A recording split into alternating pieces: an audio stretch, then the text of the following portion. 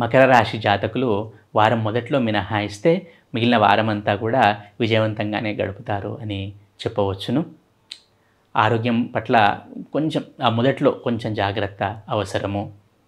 అలాగే ఇంట్లో పెద్దవారు ఎవరైనా ఉంటే వారి ఆరోగ్యం పట్ల కొంచెం బెంగ, చింత అనేది వీరికి ఉంటుంది.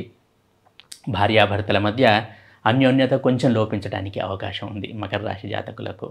అలాగే కొంచెము కోపము, నోటి దురుసు అనేది పెరగడానికి అవకాశం ఉంది.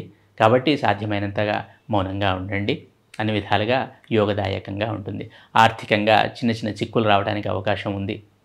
కాకపోతే ఆ భగవంతుడి అనుగ్రహంతో ఆ వెసులుబాటు కూడా ఉంటుంది. కాబట్టి భయపడాల్సింది ఏమీ లేదు. మకర రాశి జాతకులు చాలా చక్కగా పర్ఫామ్ చేస్తారు. విద్యార్థులు ఎటువంటి చదువులో లోటు అయితే ఏమి కనబడటం లేదు. వృత్తి, ఉద్యోగ, వ్యాపారాల్లో ఉన్న వారికి అనుకూలంగానే ఉంటుంది ఈ వారం మకర రాశి జాతకులకు. కొత్త అవకాశాలకై ప్రయత్నం చేయాలనుకుంటే కనుక ఇది యోగ్యమైన సమయం అని చెప్పవచ్చును. ఈ మకర రాశి జాతకులు ప్రతి నిత్యము వెంకటేశ్వర స్వామి ఆరాధన చేయటం అనేది శుభము.